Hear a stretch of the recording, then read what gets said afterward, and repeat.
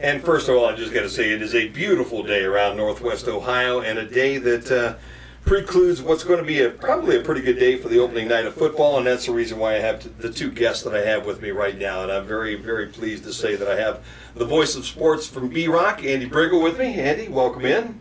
Long time. Yeah, it has been. Well, I mean, we see each other every day. Long time on air. It has. Yeah, it has been, and I think it almost might have been back in the last time we did this last year, almost, because it's getting to be somewhat of an annual event, and I appreciate you guys stopping by. Thanks for having us. You're the guys that know what's going on, and next to you, the reason the cameras are here, the reason there was a throng of people outside, the reason there's a red carpet out front all the way out to the parking lot, okay, and there are snacks over there in the office way right now at this point because all been catered. We've got the one, the only Lynn Groll from the Defiance Crescent. Lynn, welcome in today, buddy. Glad to be back. I thought somebody important was here when I walked in and saw these cameras. But yeah, well, you are. Just the normal, ordinary jokers around. Hey, we like to call it a Thursday. Yeah, that's what we call it, a Thursday, exactly. Well, I'll tell you what, guys. I know this is my first year not doing high school sports on a Friday night. And it will feel weird tomorrow night when I'm not following the Golden Bears for the first time in, I don't know, 12, 13 years, whatever it was. I think all the Golden Bear fans are happy that I'm not going to be there tomorrow night, all right? But I'm just kidding. I wish them the best of luck. But for you two guys, okay, Andy and you particular, football gets started again tomorrow night around Northwest Ohio. Hard to imagine. Yeah, it is hard to imagine. And the summer's flown by, and the 7-on-7s that have become increasingly more popular. Mm-hmm. There's only so much you can do with that. Now it's after your acclimation days and 3 scrimmages and 2-a-days and everything else. They're tired of hitting each other. They're tired of not having a scoreboard, really, and I think everybody's ready to get going. I don't know about you, Glenn. It took me a while to get to this point, but now it's the day before and I'm ready to go. Yeah, you woke up today and the weather was footballish. You know, it felt like fall yeah. around here. I think it was in the 40s around some parts in the state and 50s here. And get you charged up for the game to be back on Friday nights. Yeah, it really does, because as Andy and I talked this morning, how many times, Andy, that first night's going to be 110 degrees, pouring down rain, lightning all over the place. Are we going to be able to get it all in? We're going to have to play on Saturday. This just looks like it's going to be almost a perfect fall night for Friday night with a chance potentially of some rain. Yeah, ideal temperatures, I think, for everybody involved. And next week, week 2, sounds more like possibility of some late August type weather, but for opening night, I think all of the coaches, ADs, players, fans going to games are going to be excited about the weather. Yeah. Let me ask you this, guys. Football in Northwest Ohio, sometimes it can be overshadowed, especially by baseball. I mean, this is a baseball area. Football, though, in the last few years have been pretty good all around the area with all the different conferences. General, the 10,000-foot view of football, Lynn Groll, in Northwest Ohio. From 20 years ago, mm-hmm. the landscape has changed a lot. I think even 10 years ago, probably. Okay. I don't know that we have the competition statewide that we used to around these parts. I don't know that we have a team that you say is going to go to state or anything like that anymore. It's been a few years. It's been since 2005 since Patrick Henry won a state title, and that's the most recent state champion from this area. And you go back to the 80s and the 90s, and it seemed like there was a team from this area either in the state semis or in the state finals, somewhere in there. And in the 90s we had teams that won in state quite a bit, and for whatever reason, I don't know what it is. I think parenting has changed, and some of the toughness has maybe left the football programs around these parts and that sort of thing for whatever reason. But that's kind of my look at it. I don't know that it's the same as what it used to be. Yeah, there's a lot of really valid points there. Solid teams. We've got solid teams this year, I think, around the area, but there isn't that on paper extra special team that you can pinpoint and say, boy, I'd love to go watch them play, or I could see them be 14-0, or there just isn't that. And not every program is affected by it, but numbers are certainly an issue for a lot of the teams that we see when you're dealing with all the way down to a striker who's just getting started with varsity football at 18 kids that are out, and there's other established teams that are in the 20s or low 30s or whatever. Now, there are some that have 60 plus that are out for football, but I think just that's the generalization of football as a whole, is where it's dropped off. There is the rumor out there that 8-man football is coming to Ohio. Really? I've heard that too. Yeah. There's quite a bit of chatter about that with teams Holgate, Stryker, the teams that it's tough for them to even get 20, 25 kids out.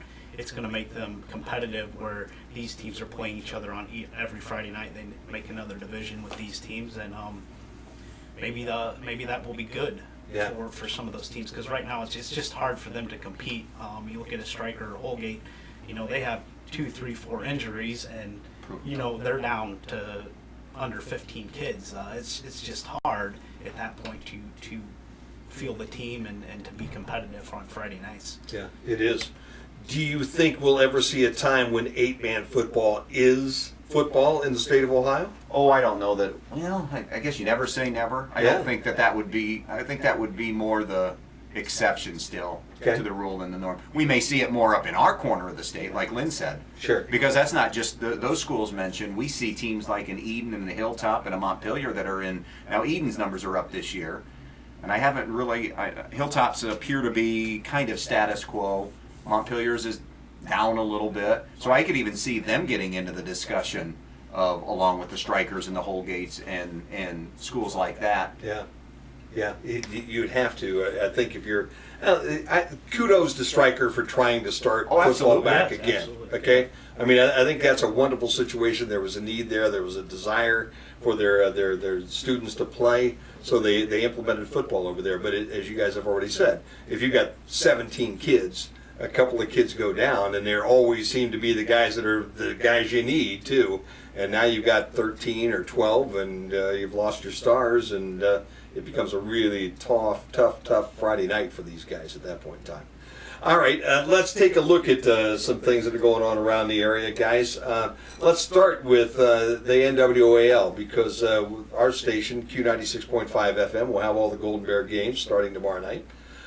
Coach Redhead's back, I think, at the end of the season last year with the winning that he did against Patrick Henry and Liberty Center.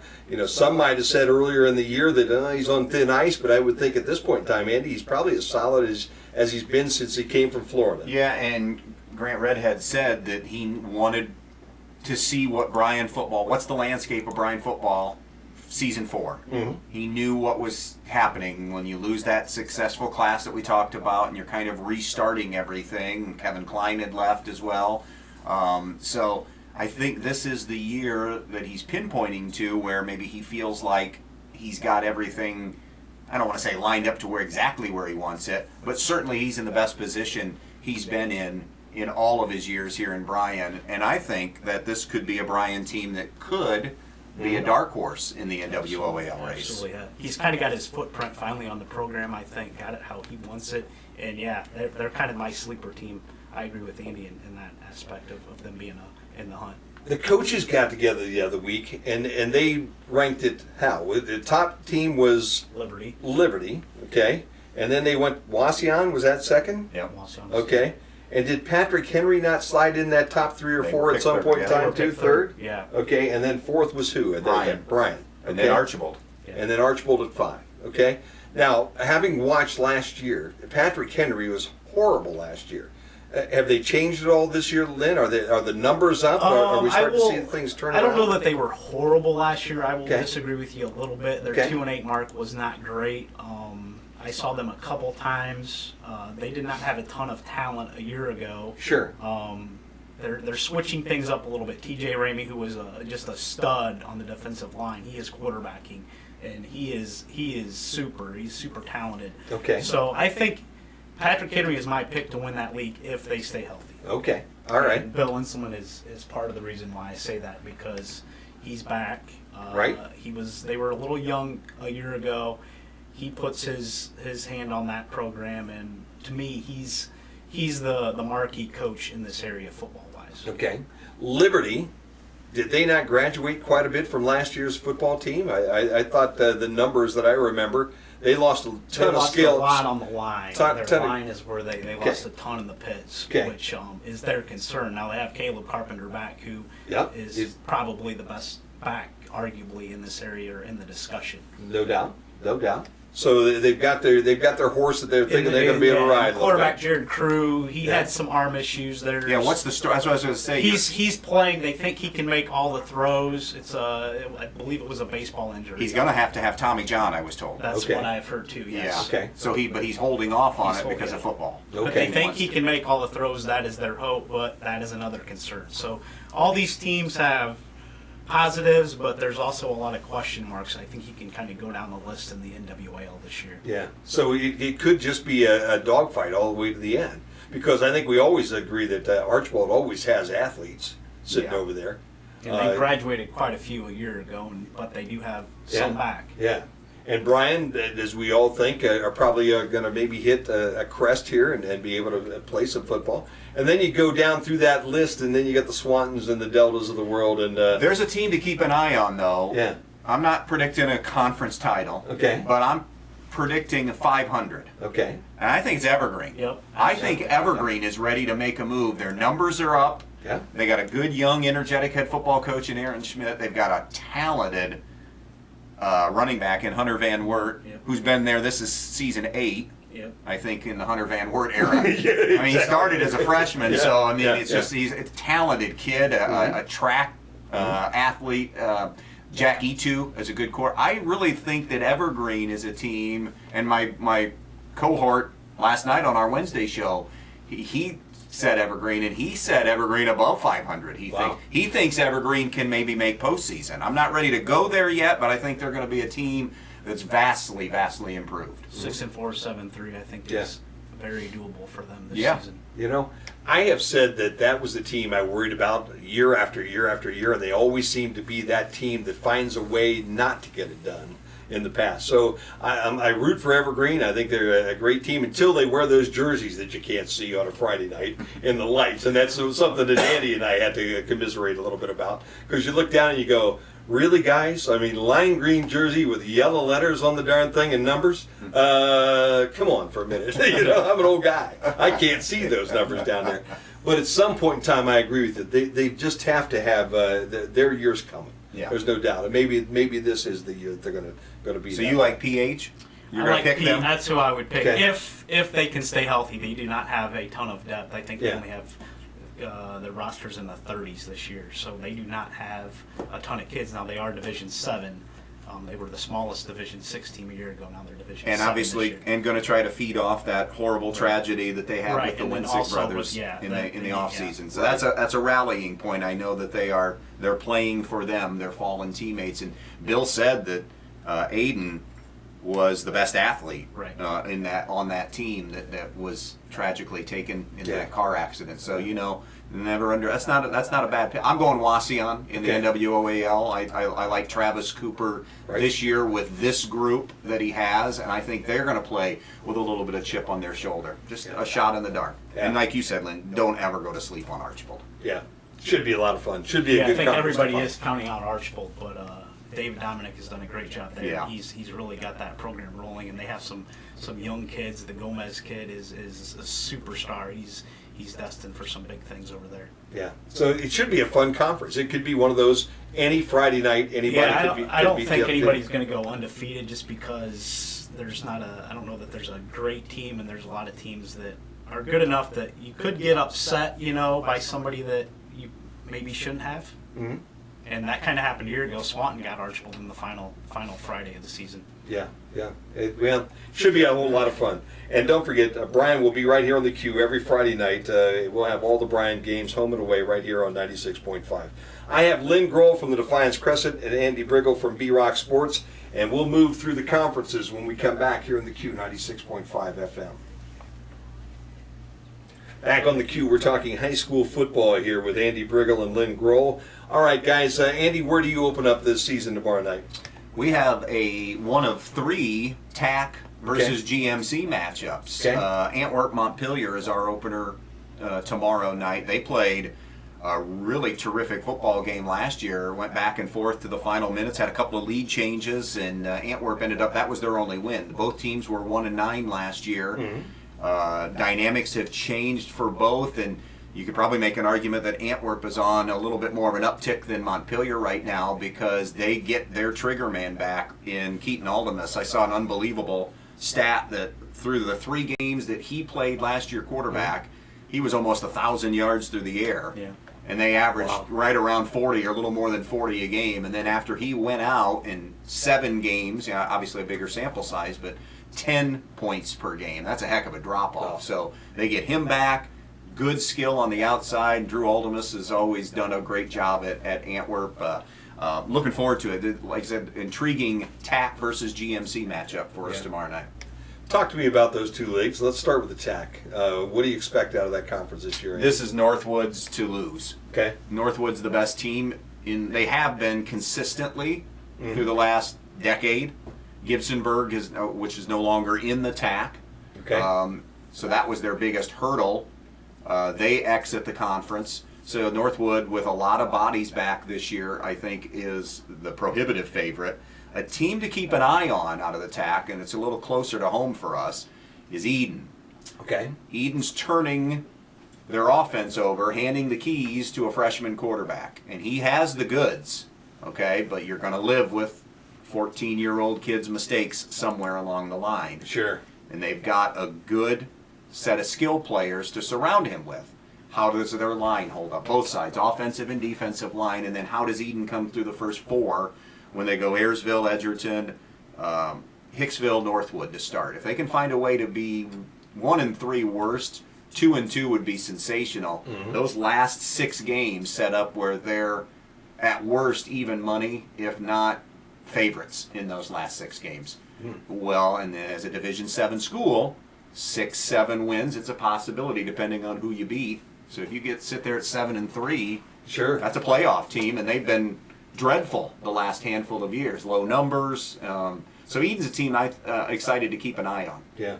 And, if you could turn something around like that and have a winning season, next year becomes maybe a little better. Yeah, because they're junior freshman dominated in terms of where these athletes are. So everybody that's vital this year is going to be back next year as well. So plus maybe add 1 or 2 that says, well, you know what, that's not a bad team. And that's all possible. of a sudden you find a tight end or a right guard or something that you need. And it's funny how that works on that high school level.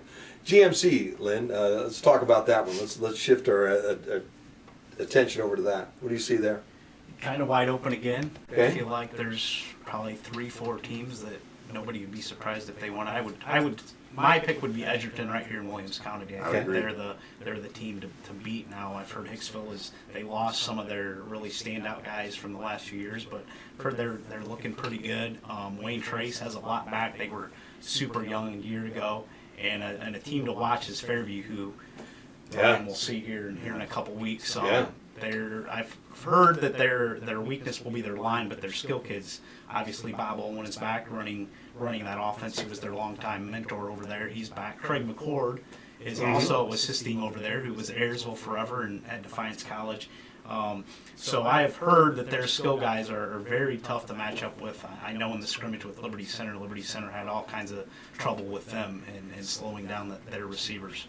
Yeah. And they're going to get it out. They're not going to spend 10 seconds like they used to waiting to throw the ball. They're getting it out quick, and it's kind of more of a timing situation for them. Yeah. Great moves, by the way, by Doug Rakes, I think, to bring Bob Olin and Craig McCord on that staff. Yeah. You know what? They looked extremely good against Bryan last year at Fairview. Now they've got to come to Bryan this year, and you can bet that Bryan's got that one circled and squared, and there's little stars around it and everything else, because I know Grant Redhead was not happy losing to Fairview last year, but they just got outplayed on that Friday night. So, kudos to the boys, the Apaches, that are coming up to Bryan this year. It'll be a good ball game. And I would agree with Lynn on the Edgerton pick. Yeah.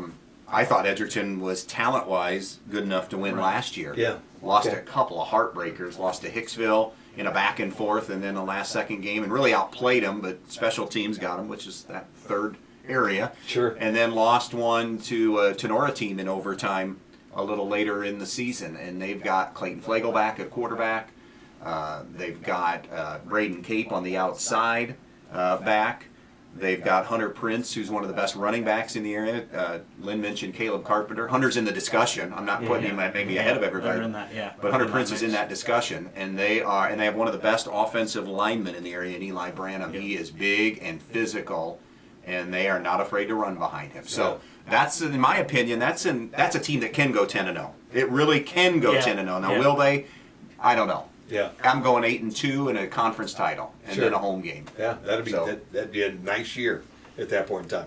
You have several of the games this year? Yes, we do. I know Hicksville's lined up, possibly Fairview. We're doing the Eden game, Montpelier game, so we're going to see them enough to know and get a better gauge. But I think Eden or Edgerton is a team to definitely watch in the conference. So who would be a dark horse for you in the GMC? Trace? Probably Wayne Trace. Yeah. Okay. Just some of the athletes that they have, they can kind of do the same thing that Fairview does to you and kind of outskill you. Yeah. Friday night has one of the older rivalries, especially around this area, with Napoleon and Defiance getting together. It's been a Thursday night game. Okay, this year they moved to Friday. Why did we change, guys? Why did we move to Friday this year? Napoleon feels like they get a better draw on Friday. Defiance says they get a better on Thursday. Okay, okay. So this game will be in Napoleon this year. Okay, so that's the home turf at this point. And this is two of the most respected programs in the area that are looking to bounce back. I mean, they both were. Probably Torrey Strock more so. I think he used the word embarrassed. Yeah, that's what he told me. He quotes. Was embarrassed, yeah, 1-9. They're both 1-9 last year, and looking to. And I think of the two, probably Napoleon has a better chance. I'm not saying to get back, but have a better season than Defiance right now. Is that fair to say? Is it still more of a rebuild at Defiance? Yeah, I would say that. Yeah, Defiance is still in that rebuilding mode. Now they do have quite a few more kids out. Terrell Goings, who you know from basketball, and actually Calvin Held, Tom Held's son, is starting at cornerback for him, and they have some other basketball kids that are playing. Naz Mitchell is playing. He's kind of raw. They're still, all these kids are a little bit raw, and they need some teaching. But I know Kevin is very excited about having some of those kids on the roster that bring some talent. But Napoleon is, I think, they're seething from a year ago, and if you know Torrey, he was probably ripping off the paint off the walls with that program in the off season. He was not pleased with going 1-9. Now their big problem is they play in the NLL, which is just brutal for them. Yeah, it's just a tough conference, and usually Napoleon is at a disadvantage skill-wise just about every Friday night once they get into the league. Yeah, they're not some D1 schools in that league. Mostly D1. Yeah, that's what I was thinking. There's some D1 talent kids, college-wise, in that league too. Yeah. So it's going to be tough. Where do they project out of the NLL this year? Middle of the pack is kind of what I've seen. Now that's kind of where they always are, and probably a little worse this year, just coming off of the winless NLL season a year ago. Yeah. And Defiance on the other side, and that WBL, that's always a kind of a road jam there too at the same time. That's a tough conference as well. Yeah, I think kind of the consensus is they can beat Bath. Other than that, in the league, they're probably going to be an underdog on paper right now. We'll see how things play out tomorrow night and what happens on the field. But that's kind of the consensus, I would say, is that they are. Well, probably they're even an underdog tomorrow night at Napoleon even, is what I would say most people would say. And then Bath is the one game that everybody kind of projects them that they is kind of a W for sure for them. They got a great guy, though, for the job. This is Kevin Klein's greatest obstacle that he's faced, I think, in his coaching stops of Edgerton, Bryan, and here, as to where a program's at and where they need to get to go. But I can't speak for Lynn, but being around guys for 26 years as coaches, I've been surrounded by a terrific amount of coaches in a lot of sports. Kevin Klein's one of those guys that just has that it factor when it comes to relating to kids. Yeah. So you scratch your head and wonder if he doesn't bring Defiance football back with the help of kids and everything else. I mean, it's got to be a working relationship. I don't know who would, because he is that relatable to 15, 16, 17, 18-year-old kids. Yeah. And he's kind of fought it was kind of a baseball school. It's kind of become a basketball school with what Kirk Lehman has done in winning state a few years ago. And I don't know that it's a football school like it used to be in the 80s and 90s. That's what they were they hung their hat on was the football program, and that's changed. I think a lot of the kids at Defiance have focused on one sport or two sports, and that's not always been football. And I think that would help them if they had some of those kids that were very good leaders on the court or on the baseball field that would have played football. I think they were missing some of those kids here in the last decade or so. Yeah. Kevin is the type of guy, though, Andy, you're right, that might be able to get that kid onto the football field, too. Yeah, absolutely. He's a salesman. That probably helped when some of those kids you mentioned. Yeah, and I think they have about 15 more kids than what they did a year ago out for football this season. Yeah. So he's turned that corner a little bit there. The younger versions of both these coaches for tomorrow night's game, the younger Mr. Strock and Mr. Klein, are they still on the teams respectively? Because at one point in time, they were both quarterbacks. So am I missing both of them? Caden's starting. Okay. Aaron Cruz is supposed to play a little bit quarterback too. It sounds like they're both going to play. Caden and the Cruz kid will both get some action quarterback. Torrey's kid, Grant, is at Bowling Green. He walked on. Okay, so he graduated last year. Okay, very good. I think Torrey may not. I think I listened to a podcast said that for him it was a breath of relief. Oh, I bet so. He can go back to not worrying about wearing a dad hat anymore, and he's back to being the head football coach. Not that he said he wouldn't trade it for anything, but still. You know, it's a double-edged sword. Sure Whenever you sit there and say, oh, what a great situation, you got your kid coming up, okay? They don't understand. Most people understand the pressure and the difficulties of being a high school football coach or a high school coach, period, okay? And then you put your kid on there, and I know forever, in Bryan, that used to be the conversation. When Kevin's kids were just little guys, they'd say, whoa, boy, if we can keep Kevin around, you know, so-and-so's going to be great doing this, and so-and-so's going to be great doing that. But, boy, once you get him, Andy, you know that. It just eats on you. It really does. You can't win because even if your kid is the best kid on the football field, okay, you're still going to have that small rumbling of saying he's only playing because dad's the coach. You bet. 100%. It never changes. Yep. And as soon as he makes a mistake, it all comes tumbling down on both dad and the kid, which is not fair on either one of those cases either. All right, tomorrow night's Napoleon Defiance game is also going to be replayed on TV 26. And they're video in this interview today. So if you are enjoying what you're seeing here, you'll also want to tune in and catch the replay on that on TV 26. I've got Lynn Groll, and I also have Andy Brigle with me right now. And we've got about another 20 minutes to talk football here at the Q 96.5 FM.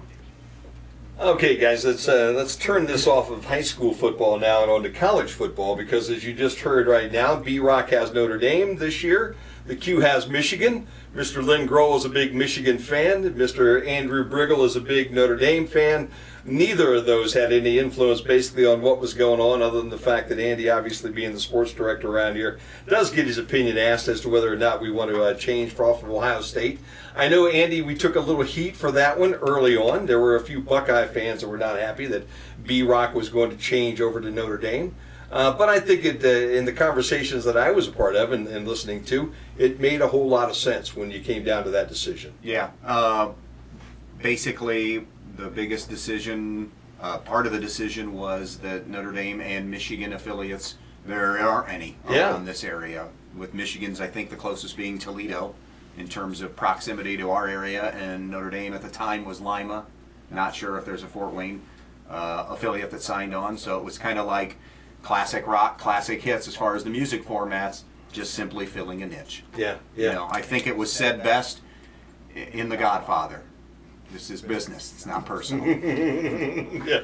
No horses' heads in anybody's bed around Not to my knowledge, anyways. So that's what we're hoping for. The Irish this year. What's your thoughts on your team?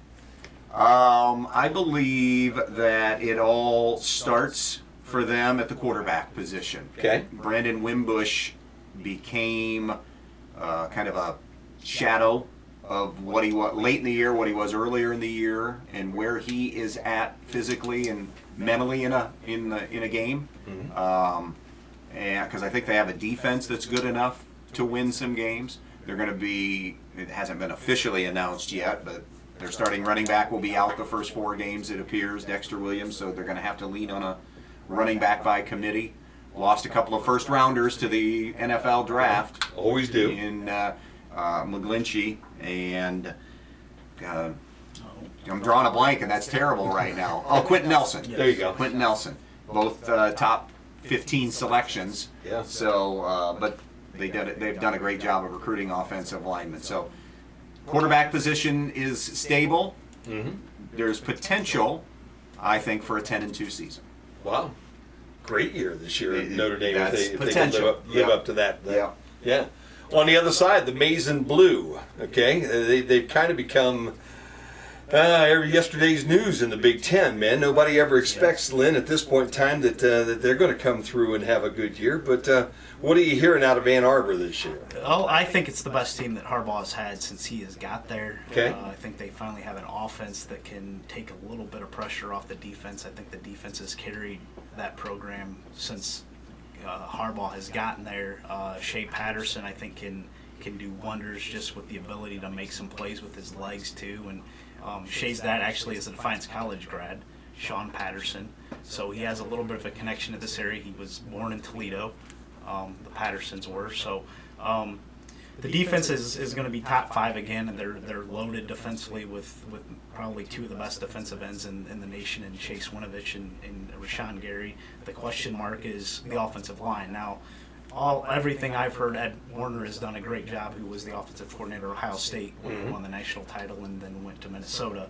But he is, And a former O-line coach at Notre Dame. Right, yes, and Okay. Notre Dame too, yeah. And the word is out of Ann Arbor that he has done wonders for the offensive line. They simplified some things. A year ago they were saying that the offensive linemen had 5 different things to look at before a play. Now they have 1. So simplified a little bit there, and it'll help that they have Tariq Black back. He was a standout freshman receiver a year ago, got hurt in the second or third game, and that's kind of when the offense really sputtered. And the quarterback play obviously was not great with the injuries and John O'Corn and all that, but I think this is the best team that they've had. Now the schedule is brutal. I don't think they're going to get through it without losing a game or 2 just because of the schedule, and it's going to get them at some point. Yeah, it is a brutal schedule. The Big Ten still is a football powerhouse. Are you of the belief that it's Ohio State and nobody else in this conference this year, or are there possibilities? No. Matter of fact, I think I would probably go Penn State. Really? I would take Penn State as my conference champion. Yeah. Yeah, Penn State they lose Barkley, obviously. Yeah, that's a big loss. Yeah, lose some other guys. Michigan State, you can't count them out either. Wisconsin. Wisconsin, yeah. It's there's 5-6 teams that really wouldn't be a surprise if they won it. Now, let's not weigh in necessarily on the Urban Meyer situation right now, but what possibly can this do to those Ohio State Buckeyes going through all the turmoil that they're going to go through? The 3-game suspension for Urban Meyer for the first 3 games, no big deal. Okay? TCU would be the only one that I would see as a possibility. Yeah. Neutral site game. Yeah. Probably Jerry World will be 60 to 70% scarlet and gray anyways, Yeah, I would assume, probably so. in TCU TCU's doesn't home have a state. huge following, yeah. And probably more. I think it's a rally around us against the world. Yeah, I you really think it'll do. go that way? And I think talent, you're going to get through those 3, and then I think Ohio State is supremely talented. There's no question about that. Yeah. I think it has little to no effect on them at all, other than galvanizes them maybe. Yeah. So it might make them a little stronger than what you thought they were going to be to begin with. Possibly. Because you haven't really lost any people to speak of. You didn't have to take your starting quarterback and sit him down for 3 or 4 or 5 games.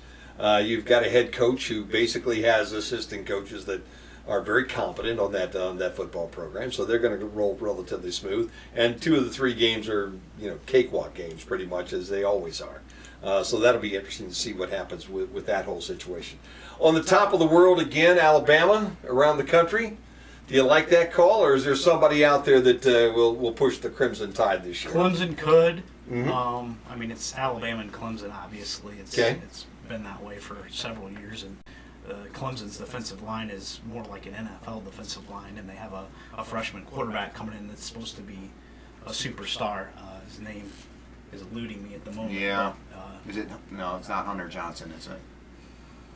No. Anyways, Yeah. yes. Clemson, I would agree with that. Yeah. So those are the 2 teams at this point in time. If we had to pick right now, and go throw our week's paycheck down on the line, we'd go Probably grab who I'd those lean two. on. Yeah. Yeah.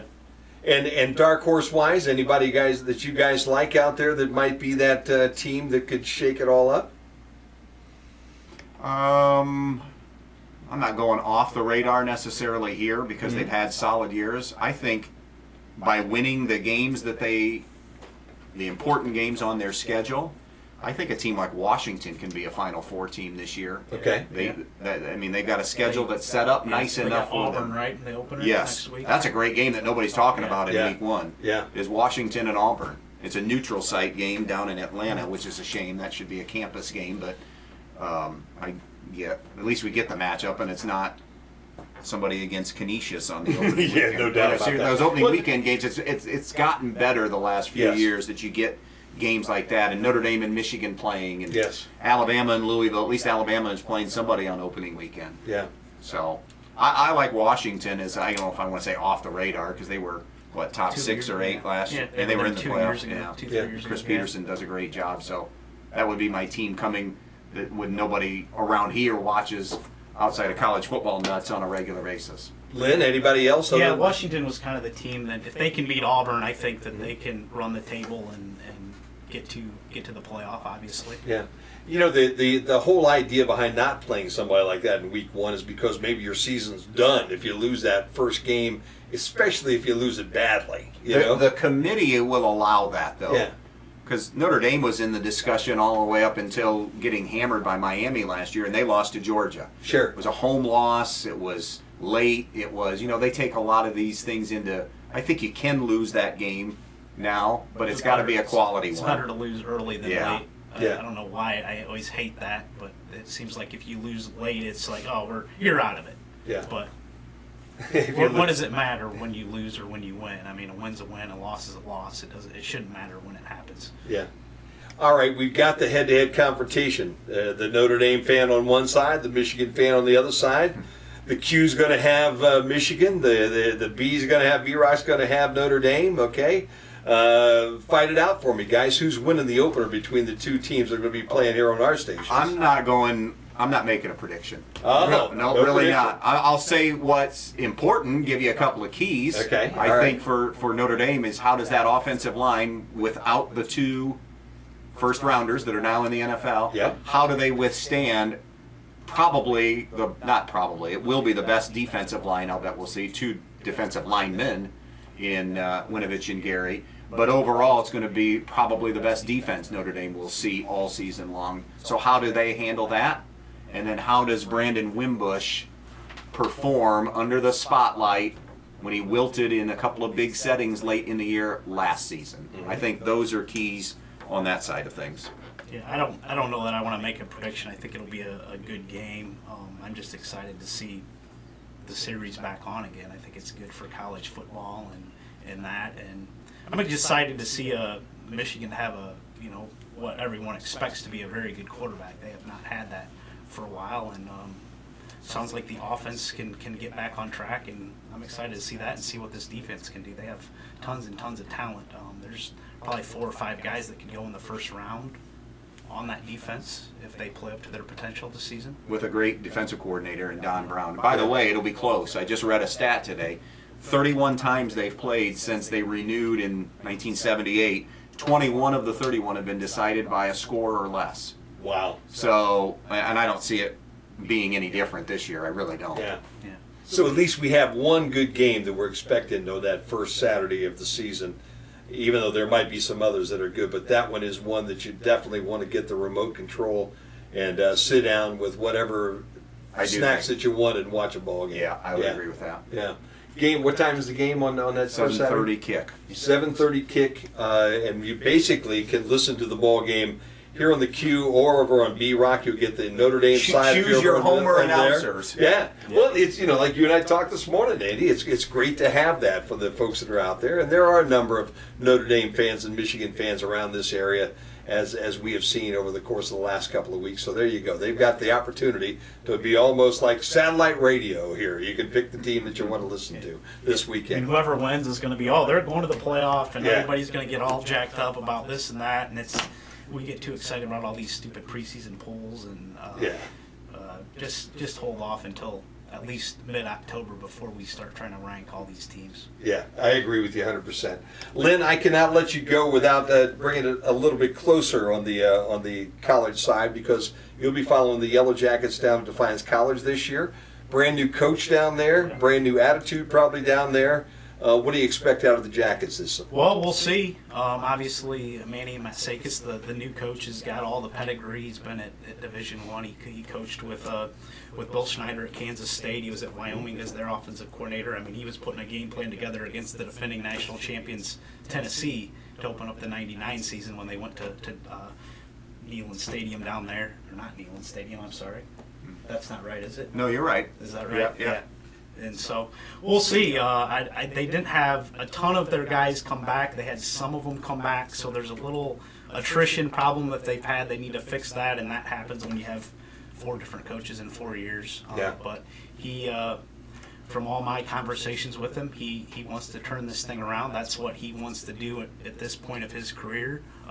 Glad to be back in Ohio. He's originally from the Shady Side, Ohio area, which is clear down on the Ohio River border. Yeah, and they play some great football down there. There's no doubt about that. Yeah, and he knows Jerry Beauty, or knew of Jerry Beauty. They have some connections because Jerry was from that area as well. So everything I've heard has been great about the guy, and I've enjoyed talking to him. He's very bright. He's going to bring an exciting brand of offense to the program. It may take a couple years to get everything instituted and that sort of thing, but we'll see.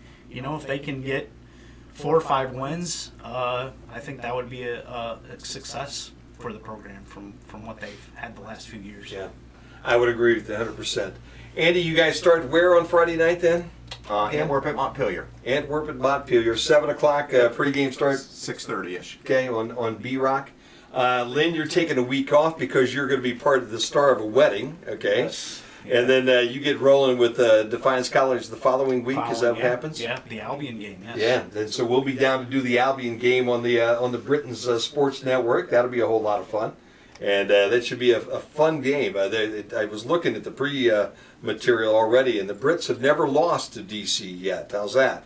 They're 13-0 in their history, yeah, which is kind of amazing to me. And that 13 number is a little scary at times, but the Brits bringing a lot of skilled players back this year. Should be a fun game that Saturday afternoon.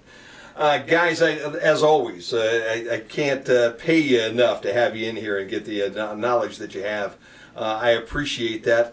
Lynn, you've got your sports outlook here in the Defiance Crescent, so if somebody really wants to know more about high school sports in the area, your sports staff basically have gone out and put that together. Is that out on the streets right now? Yeah, it was out yesterday, so okay. if you need a copy, you can call our office or stop in and we can get you one. So if you haven't gotten a Defiance Crescent Wednesday version there to check in on all the stats, and I know, Andy, that's becomes a Bible around here, doesn't it, huh? Yep, they do a great job each and every year. Yeah, so if you haven't gotten that one, you can pick it up at the Defiance Crescent or grab a Wednesday Defiance Crescent newspaper. With that, I guess it's time to wrap it up, guys. Get ready for the football season. Thanks for all the knowledge that you passed on today. Don't forget this will be on TV 26 along with the Napoleon Defiance game. And with that, I guess we urge you all to go out and watch some high school football.